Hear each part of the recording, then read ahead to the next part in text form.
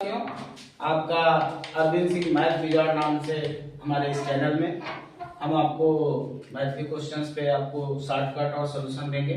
इसमें जो संशोधन करना होगा या सुझाव देना होगा आपका जो है कमेंट हमें अवश्य चाहिए, ताकि हम इसे और बेहतर तरीके से आपके सामने प्रस्तुत कर सकें।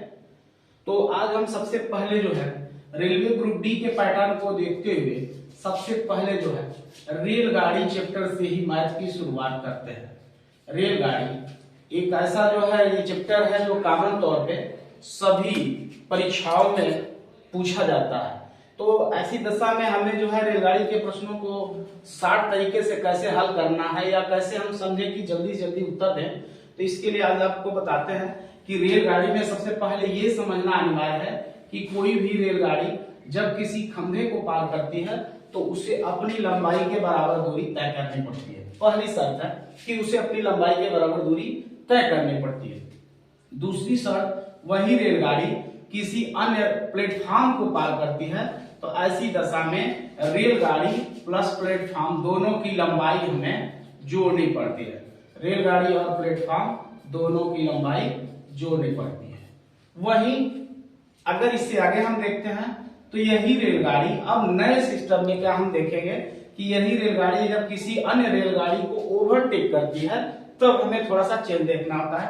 लंबाई को हमें हर हाल में जोड़ना है। रेलगाड़ी जो पिछली है उसकी और जो आगे चल रही उसकी दोनों की लंबाई हमें जोड़ना होगा।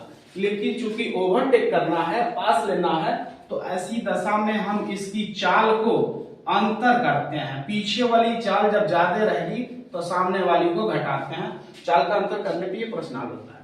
एक और कंडीशन इसकी है कि अगर रेलगाड़ी दोनों आमने सामने है तो फिर ऐसी दशा में हम रेलगाड़ी की लंबाई तो जोड़ेंगे ही, रेलगाड़ी की लंबाई हम जोड़ेंगे, लेकिन इनकी चाल भी यहां जुड़ जाएगी, क्योंकि जब आमने सामने से इनका जो है पासिंग होगा तो दोनों की चाल जो है संयुक्त हो जाती है।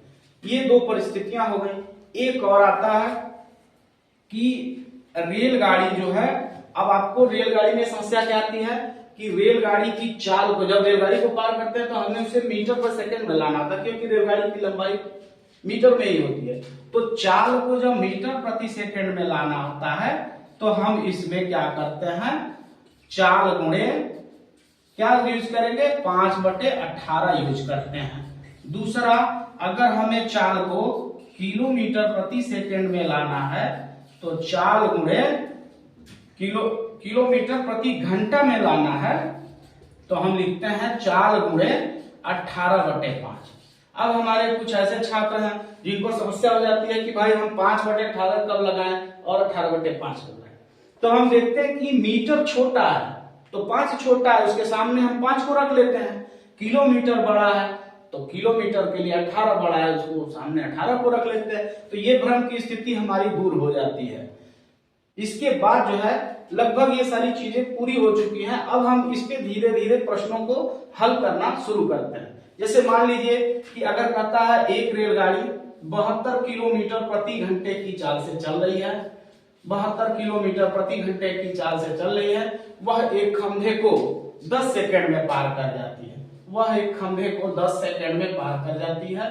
रेलगाड़ी की लंबाई क्या होगी? तो हमें क्या करना है, मजबूरी हम सेकंड में है तो चाल को मीटर पर सेकंड में लाना होगा।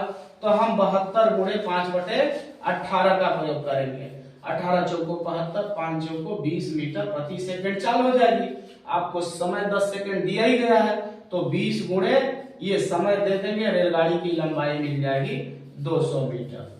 तो आज मेरा ये पहला वीडियो था। चूंकि जो पिच है, जो आवाज है वो भी कंफर्म नहीं है जब तक आप रिपोर्ट नहीं करेंगे। तो अगले वीडियो के लिए तब तक हमें समय दीजिए और अपने सुझाव अवश्य दीजिए। नमस्कार।